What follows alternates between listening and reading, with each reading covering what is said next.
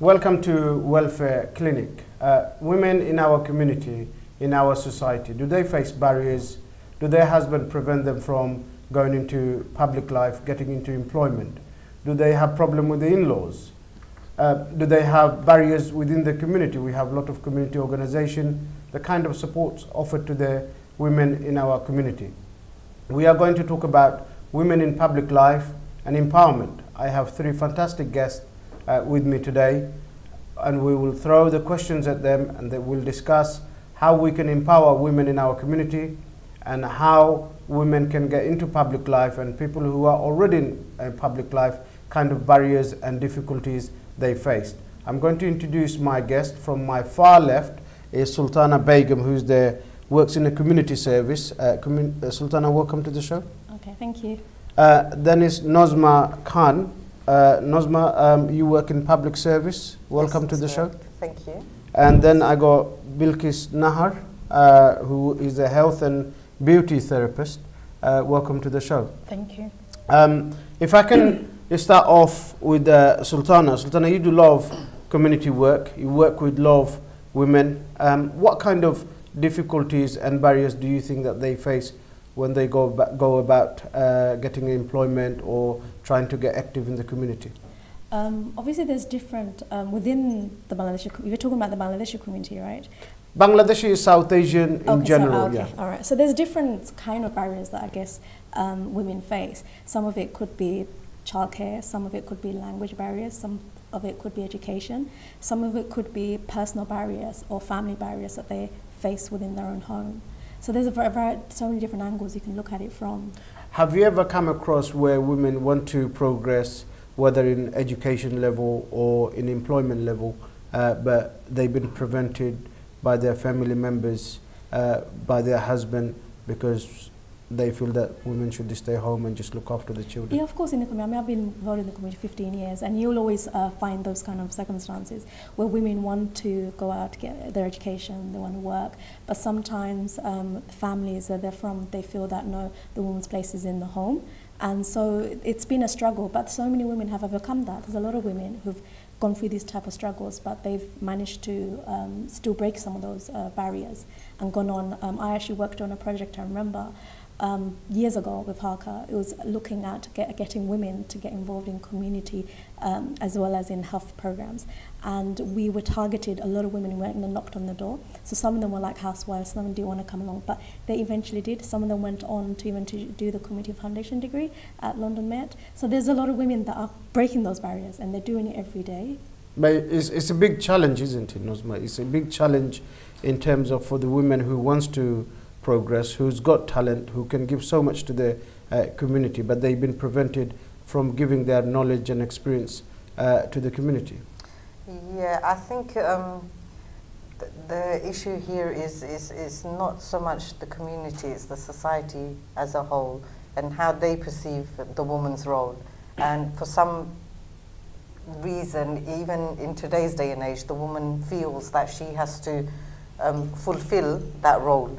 And by doing so, she's not only inhibiting herself from developing skills and having to share what she enjoys with the rest of the community and to do something for herself. These sort of issues, I think it's all around, especially like you said, South Asian and Bangladeshi communities.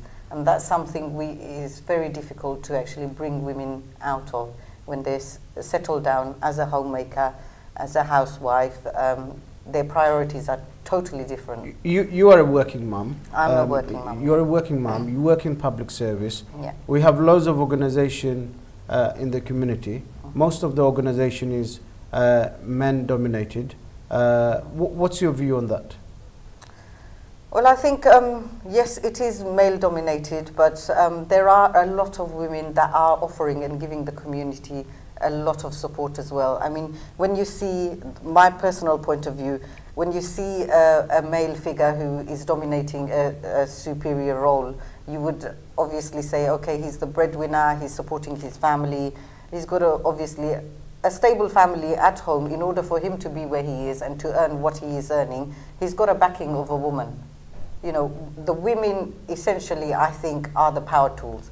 If they were not managing and running the home, the children, the welfare of the family, then it would be very difficult. Hold on to that thought, because male. you said men are breadwinners. But Bilkiss, in your case, man is not a breadwinner. You're the breadwinner. You have to provide for your children. You're also working mum. You have to do the work. You have to look after your children, and you have to put the food on the table. Yes, I do, because I'm a single mom, and I have 3 children, and I've been raising them by myself. So, yes, I work. I look after my kids and my family. Do what men should do, like, you know. So, so in my case, I don't have that. So I have to be, for my children, I have to be the mum and dad for them. So I have to do my... and there must be many single parents out there, of course, yeah, who's having to go through this day in, day out. Day in, day out challenges, yeah. Every day is a challenge. Every day you wake up and you have to do this, because I have to plan my day to do what I need to do. So I have to work, I have to clean, I have to cook, I have to wash my kids' clothes, everything. So and I guess you don't have much choice either, do you? No, I don't have a choice. You can't rely on someone else to do it for you. I don't have a choice to rely on anyone. So I have to do everything. So, yeah. And what kind of difficulties do you face? What kind of challenge do you face as a single parent? I mean, it's a lot of challenges, because sometimes you think, like, you know, if someone is there just to help you, but it's not there. But so obviously, every day you get up and you do the same thing every day and out, and week after week, month after month, it's the same thing. So it is challenging, but then again, you pick yourself up and do you know what, I'm going to do it. And what would be your advice to other single parents out there who wants to progress in life, who wants to whether to set up their own business or to become self-employed or to get education? What would be your advice to them? I think they have to have confidence, self-esteem. They need to know what they can do and what they can't. So use your negative as your positive. So don't think negative. Don't think, oh, I can't do this. Of course you can. Like anybody can. So it's going to be hard. I'm not going to say it's going to be easy, but if you're educated, and if you're not, if you're not educated, go and do some course. Do something what you like. It could be anything. And support yourself and support your family. And I think it's the confidence you have to have, the self-esteem. If you lose your self-esteem, it's very hard, because you have to work on your inner self. You need to say, I'm actually good. I'm not bad as it seems. I can do this. So if you can say, I can do this and I can do this, yes, you can. I think it's nothing, it's difficult. That is another issue in itself when women are lone parents and they are single. It is emotionally, I think it is very, very draining to be playing the mom and both of the parents' roles is very difficult. You're in that position where, you know, maybe you would say, oh, if my partner was here, I could have a break today, and he could do the errands, or he could do the running around, or he. But some women will probably say, you know, having a partner makes no difference. So, well. Maybe in some cases, for them, in some cases it doesn't make any difference, but in this particular situation, when we're looking at the woman and her role and empowering her, her self-esteem will drop if she hasn't got that support, or if there isn't, for example, having friends and people in the community, your parents, relatives, whoever, having people like that around you who give you positive vibes, who actually get you to. But do you not think, obviously, I think sometimes what happens when you, as a single mother, like you said, like family or friends, I mean, you know, yes, some side point they do support you, but sometimes they don't. It's just like either way, oh, do this, do that, do this, do that, you know, so sometimes it is quite confusing. So it's about the person. If I can do it, I can do it. Do you understand? Yet it's not going to be easy as a single mother, because obviously, like you said, it's emotional, because as a woman we get really emotional, and that is hard. But if you can come out of it, you can. But how important is the support of your husband or your partner or your family members, how important is that particular support for a woman in a house that who wants to progress in life? I think for me it's very, very important. At the moment I'm studying as well as being the parent and the working mum as well. Why are you studying, just out of interest? Because it's something I want to do for myself. I've been the daughter-in-law, I've been the wife, I've been the mother, and it's come to the point where I need to do something for myself. And I enjoy research, I enjoy studying. I've gone back and I thought, okay, sat down with my husband, spoke to him, and I said, I'd like to go back to studying, if that's okay. So he's quite supportive? He is very, very supportive. Alhamdulillah, he's very, very supportive. He's encouraging me to go all the way. He's saying to me, you know, I couldn't study, so if that's what you want to do, go ahead and do it. But what would you say to, obviously you're probably one of the fortunate one that who got support of their partner or husband, and you can do things that you want to do. But there will be many women out there, yes, of course. Unfortunately they wouldn't have same level of support. In fact, their other half may be obstacle to them rather than being supportive. What do you think that they should do if they find themselves in those sort of situations? I think because it can be quite a difficult one, isn't it? It is. I think it's what Sultana was saying earlier, that they've got all these community programs, and they've also got interventions in schools now to get parents involved so that they can go along and better their skills and as well as their knowledge. I think that's very important to have. If you've got the knowledge, then there is a chance there may be a change, there may be an improvement and better lifestyles. I was just going to say, like, obviously, it depends on the circumstance of the women, of where the women are. I mean, I worked 4 years engaging parents within an education setting.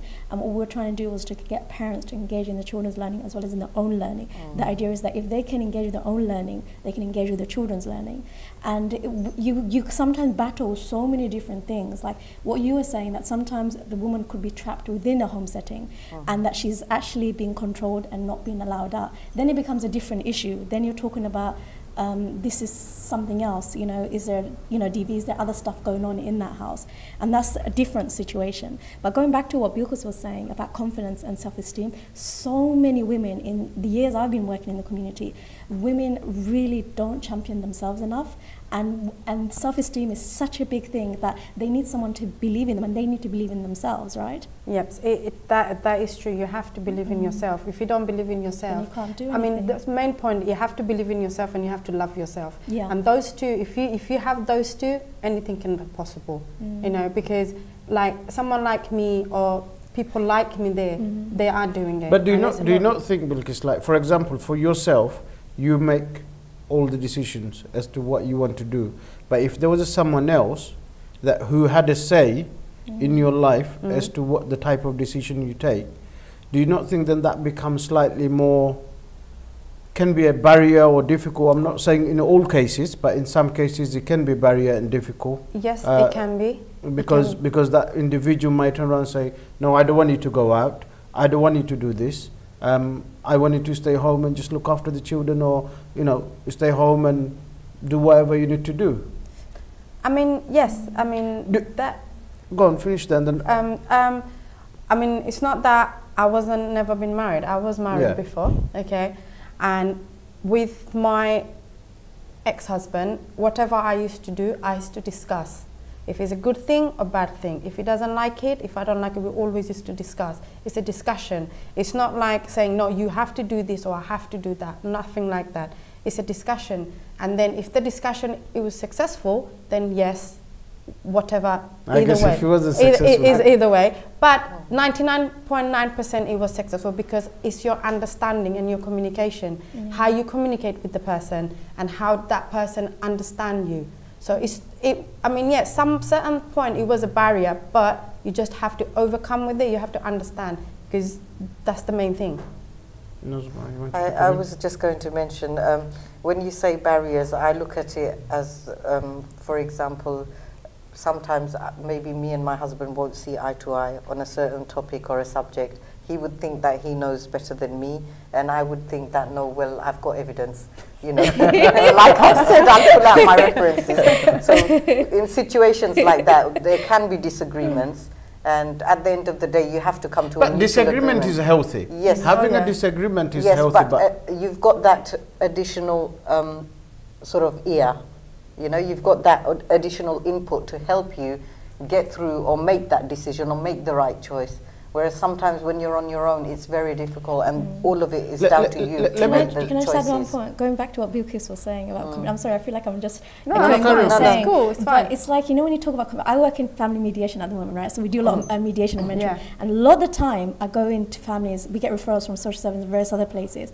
Vast majority of the time, it's about communication and the fact that That's it. there is no like communication going on, there is no understanding, there's no trust, there's no sense of like, they're not on the same side.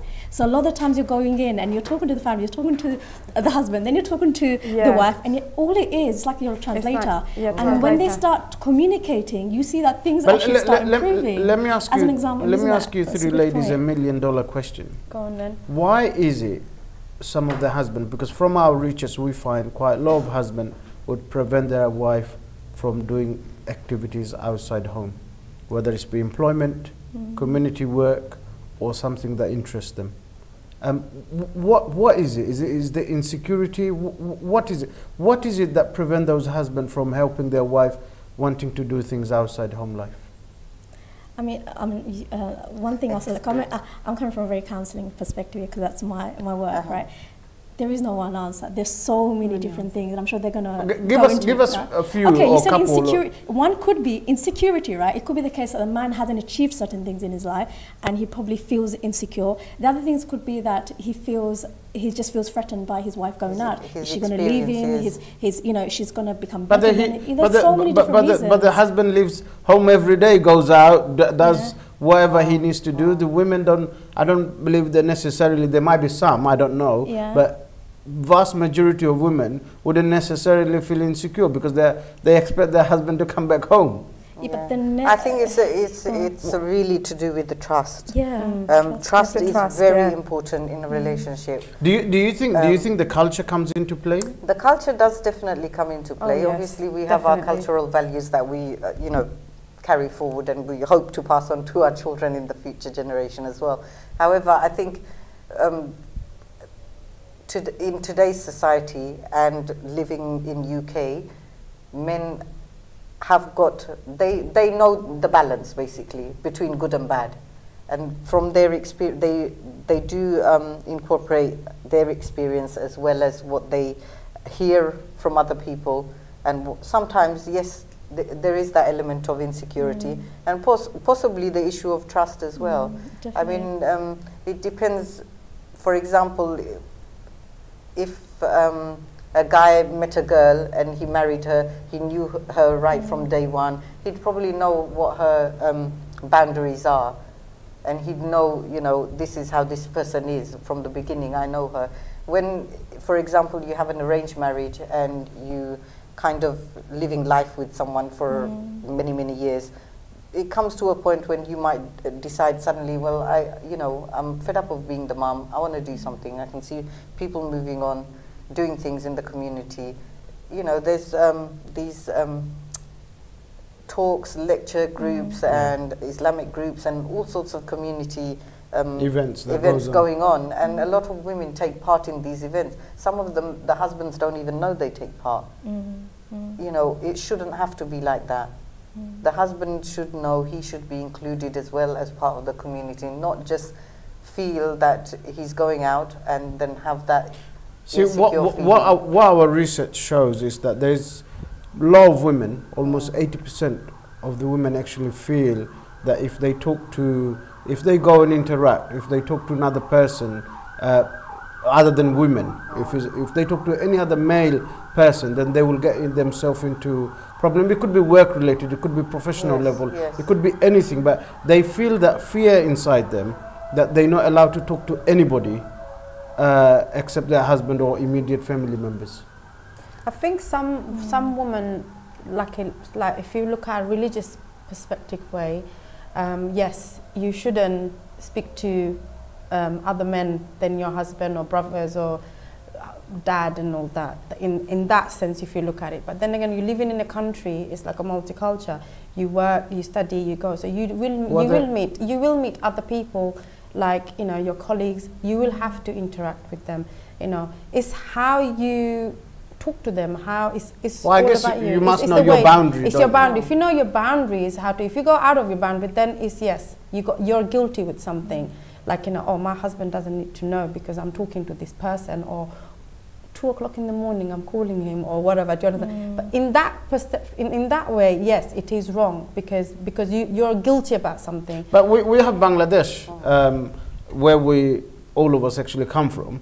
We have 2 leaders, both of them are women. Oh, yes. One of them is a prime minister, the other one is the opposition leader. But then regardless of what people may have their own view about the political situation, but they are 2 female powerful women running yes, the country. Yes, they are, but the only reason they're powerful is because of their husband and the father, right? Sheikh Mujib is the father of Hasina, and if you look at it that way, it's not the husband and the father, it's the people the population, the male population that are backing both these women and have placed them in the men. So why can't the same rule not apply at your home? Because a lot of those people who support those 2 honourable ladies lives in this country. So why can't they not apply the same policy? When you're supporting someone outside, it's fine, it's not your wife. You're all about empowerment. Oh, I want women to go out and do all these things. Yeah. But the moment it affects your own household, or my wife, my own family, I think people sometimes can be a little bit like conflicted in that. Yes. Yeah, but do you not think by empowering your wife, your sister, your daughter, you actually making a society a better? If they go and do something, if they go and do something positive, they might be able to change 4 different other women in a positive way, in positive path. Of course, yes. Yeah. I mean, obviously that's true. I mean, like, if most fathers, they do love their children, right? And they love the daughters, they want them to do well. And I'm sure, like, a lot of people want that. But I think when it happens, I think people are scared. You know, the change of our culture. Like, if you were asking earlier on, you said, is the culture that sometimes holds us back? And I've spoken to women who are daughter-in-laws, as an example, that sometimes in the same household, the daughter is allowed to do certain things, but the daughter-in-law isn't.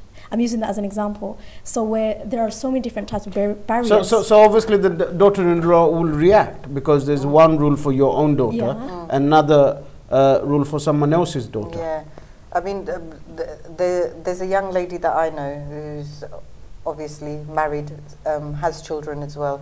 She actually gave her job up for the sake of her religion, saying that she shouldn't be working in a community with other men. You know, she doesn't believe that this is the right path. If you choose to do something, yeah, then that is your right. Yes, and your you should choice. Your choice, and you should be allowed to do that. Yeah. However, I think what we're talking about is that people are being prevented. So if you want to wear a scarf, you wear a scarf. Your decision. How you dress is your decision. Nobody else. No one can.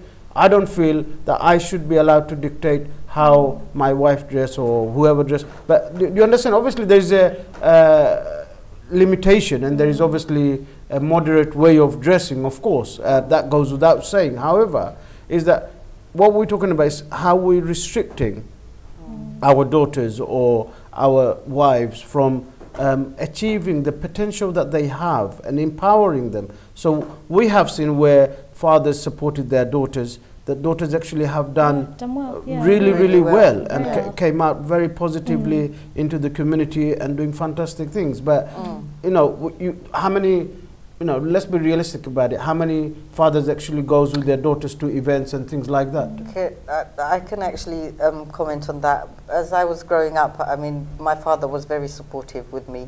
As I was growing up, he wanted me to study and fulfill what I wanted to do. Obviously, due to a change of events in my life, I kind of was pushed away from that side. But when I was about 15, from the age of 15 till the age of about 26, I was a part-time youth worker. So you worked with a lot of young people? I worked with a lot of young people, a lot of confused young people, some coming from broken homes and lone parents. It was very difficult getting the trust of parents. Me being a Bangladeshi young woman, taking these children away from their parents, they didn't know what I was going to teach their children. This is youth work, this isn't school, this is out of school activity. You know, what they didn't understand or couldn't understand and comprehend was the fact that I am empowering your children by taking them away, by getting them to do all these sort of activities. They're developing their own skills, they're developing their confidence, their self-esteem. You know, this is what they could not understand.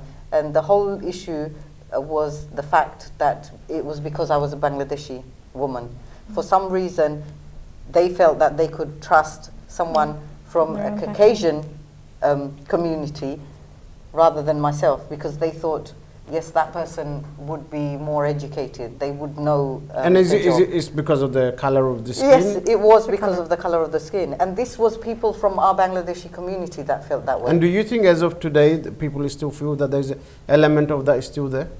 Today, I think those people in that community that initially were afraid to let their children out, I think they're willing to give their grandchildren away to me now. It is like that. So if anybody want to give their grandchildren, they contact you. Yes, they will want to give their grandchildren away, because that's where they are now. And from where I was back then, this is like going back over 20 years. It's because they trust you. Yes, it's about trust. It's building that trust, but they can't. It's very difficult. They won't just trust anyone, and I think there's people in our community still have that fear. Yeah, have that fear. Do you know one thing I was going to say to you, like, is that, you know, when you're talking about like empowerment of women and stuff, I think today's women have to be so skilled in terms of how they manage. It's almost like as women, you play so many different roles, right? You play, you know, from wife to a sister. You have to almost keep everybody happy, and there's so much expectation on the woman to do things, making sure that everyone's happy within the family. And I think I feel that you know, gone back in the days, women could just stay at home, look after the kids. Now she's not only doing all that, she's also having to go to work, also studying, and there's so much pressure on her learning how to organize her home, organize her time, and how she engages with the rest of the extended family, and at the same time trying to meet her own rights and her own needs. And I think also you're talking about the Bangladeshi community. I think sometimes the men in our community don't understand when a woman comes out and does all these things. I don't think they understand what women are giving up as well. And I just feel that maybe there isn't enough support. What can be done, just quickly, what can be done to make them understand? What can be done to make men understand that it's important? I mean, they have wives and children, surely, right? And I think society as a whole can function healthily only when everyone works collectively together. It makes no sense that if you're going to oppress women, it just doesn't work that way. Society has to function together, right? You're going to have children, you're going to have daughters, you're going to have, it's just the case. I don't know what we need to do. Maybe we need to communicate more with them. Maybe there needs to be more seminars. Maybe these kind of like workshops you're talking about, we need to have with men, right? And ask them those questions. Well, it's an option that we'll have to explore. I mean, where you mentioned work, today, going back 20 years ago, as I was saying, there wasn't enough women in work. Today, I think it's more. There's a lot more 20 years back to now, there's more than 14.3 in civic society, women in all levels are still underrepresented, but there's been progress. 14.3 million women at work now compared to 20 years ago, and they still have challenges to face every day. Whether it may be jobs, they have competition against men being paid higher posts, which is a fact. You can say, yes, it is and a fact. they still have to face these challenges of being a mom. You know, it's not only that, it's the political side as well. What people are being imposed with now, and the society is just kind of like tumbling around in a vicious cycle, trying to, meet the needs of the public, the home, the children. It's just really, really vicious. Bilkiss, let me ask you, you're self-employed, you set up your own business, you're working as well, you're looking after your children, as you said, as a single parent. what did you have to do to go about to set up something? Because it couldn't have been easy initially, No. setting up any kind of business or being a self-employed. And what kind of support did you get when you were trying to came up with the initiative? I mean, my youngest child, he was about a year and a half, and that's the time I got separated from my husband. So obviously, when you're separated, obviously you've got more responsibility, like paying your bills and mortgage and food, just general stuff, basic stuff. Basics, yeah. So I was looking for work, and then I thought about it, how can I do it if I've got a year and a half old baby, you know? So I actually thought, let me go back to study, you know, because I'm going to use my time wisely. So I don't have to go to work at the moment, let me just do that. So I went back to study. So when I was, then I didn't even know what to study because I was finding it hard. So I spoke to my best friend, her name is Rahana Anisha. She's a hairdresser herself and she's in the same situation as me. Okay, so we talked about it, discussed, and then she said, why don't you do something like what you can, you know, what are you good at? So I went back to college, looked at a few options, and I thought, okay, that might be something for me. Don't even know how to do beauty side at all. So something I don't even know how to put makeup, nothing. So I applied for my course, I got in, and I did my course. So when I was doing my course first year, I knew the day one what I'm going to do. Okay. Because I knew I want to be self-employed. The reason is I want to do that because I have a young child. My older two, they're old enough, but it's my youngest one. So you can arrange your own... So I can't afford to get a childminder, this, that. So I said, you know what, this is what I'm going to do. So since when I started the course, I start saving money. You know, like you save pennies? So I was saving pennies. That's what I was doing. So I did that a year, finished my course, following week, went to the wholesalers, bought what I need to buy. I started from home. Even, like, you know, obviously even going to work, I did look for jobs for salon and stuff. Because you're level 2, it's nothing there. So I need to put my practice, I have to put my practice, otherwise I'm going to forget. So I started from home with friends and family. Like, you know, practice, and this is what I'm doing from 4.5 years. Then that did my level 3, because without the level 3, it's no point. Did my level 3, same thing, and then I did another year, did makeup and hair a little bit as well, just to, you know, branch a little bit. And since then, I'm just doing as a self-employed. I work in a salon as well for 3 days, and I work for myself. So balancing both jobs, balancing my kids. So you're doing quite a lot. I'm doing quite a lot, you know. So you just have to grab any opportunity come. Well, it certainly inspired me. I hope it inspires a lot of women out there that you actually started from scratch. And obviously, look, when somebody come out of a relationship, it's not easy thing. No, it's not because easy. It's that drains drains you completely, because you was in a relationship, you come out, and then you have to put everything in perspective, just like with the basic things. It was, I'm not going to say it's easy, because it was right, because like emotionally, physically, mentally, it was draining me out. In the same time, you're studying as well. You're going back study after 17 years. It's not easy. No, like, you know, so it's not like I woke up in the morning and I said, oh, I'm going to become a beauty therapist. No, it doesn't work like that. I had to study 2 years. So you were motivated by your friend? Yes, it was. It was. She was like inspiring me, supporting me all the way. Saying every day, I said, you know what, I can't do this, it's too much, man, it's too much, I can't do this, I can't do that. No, you have to. Yes, and I did, and came out with good result as well, and yeah, that's what's up, because study, if you want to do something, you have to study. It doesn't matter what it is. Well, do you know what? Maybe we should get your friend on the show one day so she can motivate a few other women definitely. on our show, because I think it's a quite very inspiring story, that your journey, that where you have started and where you are today. You know, you've been a quite big, long and difficult journey in your life, but you know, you made it into success. Yes, I think anything can be possible. Obviously, in the beginning, it will be struggle. You will have a lot of negative. People will say, don't do this, don't do that. Like, turn them in the positive. And I say to myself, do you know what?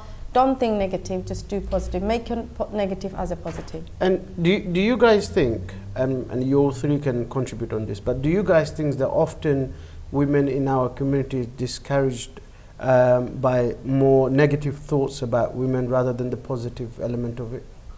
Yes, I think they do. They do, definitely do. They look at other women around them. They look at trends. They look at what's happening. Yeah. You know, who's wearing what, who's walking in what shoes, who's who's having how much looking gold good, in whose their husband's cupboard. got money, who's not got gold. Whose saree is more expensive than mine. They do look at trends like that, and that's the what stuff that influences them. But there is a better life outside those influences, and that is, you know, get your education, get the knowledge, and go and get your dream. Get your dream for yourself. I was going to say, I'm just like using Bilkiss' experience where she's saying that her friend motivated her. Sometimes role models, you know, seeing other women in your own. Because sometimes if you're in a circle, but if you have a bad role model, exactly, we're just then saying you're that. pretty much. Yeah, no, but if you're not doomed. No, not necessarily. If you're in a circle of people that all they want to do is stay at home, you know, sorry, nothing wrong with staying at home. There's plenty of women out there staying at home, raising their children. Alhamdulillah, that's fantastic. I'm saying that if you're in a circle, if you're in a circle, Drama. Okay, all they would do is just watch Star Plus. Well, then look, you should what they do is their business. We don't want to go down that's that. what they do. So life is drama, though. Yeah, but it's, at the end of the day, if you yourself actually want to do this, then you can go out, go find yourself a little, you know, I'm sure there's so many different other types of circles that you can also join and feel motivated. Just as you were motivated by your friend, there's other women out there. You know, I remember like, a lot of the women I've worked with where they've come out, you know, they've done courses, they've done so many different types of things. It's, the opportunities are there. It's about you coming out and finding let me ask you this, Sultana. So if a woman want to do something, whether to set up their business or to go to education, to go into employment, go into training, and they being prevented by their husband or or in-laws or the parents, whoever it may be, saying no, you cannot do X, Y, and Z. What do you think those individuals should do? I mean, so many women end up in so many different circumstances. I've seen women... Because that could also lead to domestic violence. I know, that's what I'm saying. There must be other underlying stuff. But at the same time, I think, you know what it is? Going back to some of the things you guys were saying, you know, trust, communication.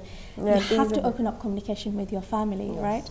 And I think there's so many women who sometimes, maybe it's the case, I'm not trying to promote this, I'm saying sometimes it's the case that sometimes you have to wait and be patient and try and find a time, look for the opportunity or create the opportunity. You know, if you can't speak to a member of your family, you think it may put you in difficulty, then try and speak to someone who you trust, maybe possibly a member of your immediate family or someone who's totally third party, someone who's not part of your family whatsoever, where you can get that support from and that encouragement from. But do you not think once, especially in our community, once you're married, it becomes... You're not doomed necessarily, or she's not doomed. You don't become entirely the in-laws' property. No, they say... But do you not think some people look at it that way? Some people look at it that way, and that is the negative thought that we need because to what actually happens, clear out, especially in our society, and I think what they do, they're religious, they put religion and they put society, like our community, what our community wants, and culture sort of, and they pick and choose whenever it suits them. So when it doesn't suit them, though, they say, oh, religion says that. And then when doesn't the religion apply onto the both parties, husband and wife? Yes, the religion says it's a balance. And but they ignore this is not a religious show, and I'm not expert. But if you went to the religious actually puts women much higher than men. Of course, it does, of course. in the scale. So, and it says that if you have daughters and if you look after your daughter, then they become a curtain between the fire and yourself, so you don't go into hellfire. So there's a big thing about when it comes to daughters and women especially. However, but when your husband or your partner become obstacles and you go and talk to your parents says, oh, go and work with your husband or go and work with your in-laws, but they know they have potentials and they can deliver things, they can do things, then and you have to ice break. You need to talk to them. The woman have to talk to them. She cannot be fear all the time. No, I can't, it's going to happen this. Because when you have that fear, you can't go forward, because you can't have both things. You have to let go one thing then another. You need to talk to your husband or in-law. You need to talk to them. Make them understand.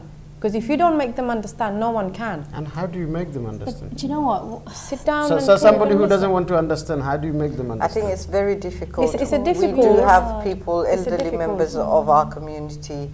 There's people that won't understand. They don't understand. It's too technical sometimes for some of them, and sometimes they're too old to understand.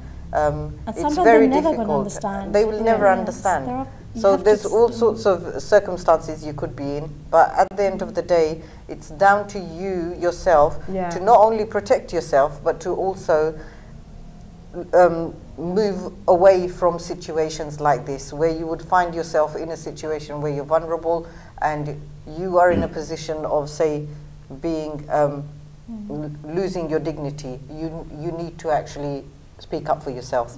You should not sit back and let people walk all over you. And you know what, there are plenty of women I've come across who were in those circumstances, and then I see them now, and years later, I don't know whether it's the case they just waited, but they're now going out there. Some of them are working in like as carers, so many different types of field, but maybe it's a culture that needs to change. That when a few people start doing it, you know how you find that other people start doing it, and sometimes maybe it's the attitude within our community that needs to change. Maybe there needs to be, you know, in the mosque, maybe there needs to be more discussion. Men need to become a lot more open-minded. Maybe we hear of stories about our Prophet and his wife and so forth in the mosque, in the communities. That's where the stories are coming out from. But at the end of the day, outside this particular story of our Prophet, every man that goes into the mosque has a wife, a daughter, a sister, a daughter-in-law at home, you know, an auntie, someone somewhere who is actually going through difficulties. And they need to consider, how about going home one day and asking your sister-in-law or your daughter or your wife, how are you today? You know, do you have any difficulties? You know, just asking someone that question. I guess that question is not asked very often, is it? That is something a lot of people don't do. But then if they don't do that, how is your family in a happy situation? We are almost end of the show. Time does go fast, and I know we're not going to be able to do justice to this topic just in 1 hour, but no doubt we'll come back and talk about this more in the new year. But just before we finish, one piece of advice that you would give to our viewers, especially to women, whether they be living with a husband, partner, or single parents. But I should also say our show is also watched by loads of non-Bangladeshi South and non-South Asian communities as well. So bearing that in mind, what would be your final word of advice to our audience? I'll just say, you know what, don't give up, keep trying and just be patient. Keep trying. You know that whole thing about sabr, and I know it means trying, continuing, persevering, but at the same time, be persistent, but just also be patient. Things can change, and don't lose hope. I would just say, women themselves, they are the power tool in their homes. They are the foundation. They know and they run the show, and it's down to them to you know, step out of their role and go and achieve what they want to achieve. Bilkiss? Think positive and be positive. Simple. Sultana, Nozma, Bilkiss, thank you very much for coming to the show and sharing your knowledge and experience. Thank you. That's it. I'm afraid the time has run out once again, but no doubt we will discuss about this. I hope you have been inspired by our guest today, especially the Bilkiss's story, how she has struggled and where she are today, just because she was supported by a very good friend. We all need somebody, whether you're man or woman.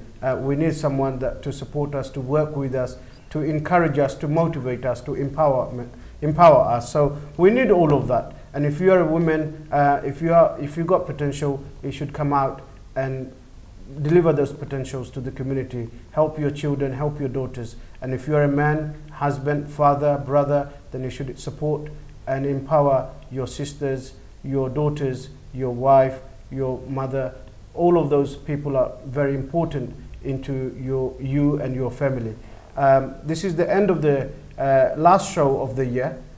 We'll be back in the new year. If you are celebrating Christmas, do have a good one, but stay safe. And on behalf of Welfare Clinic and LB24, Happy New Year to all of you. Until next time, do take care.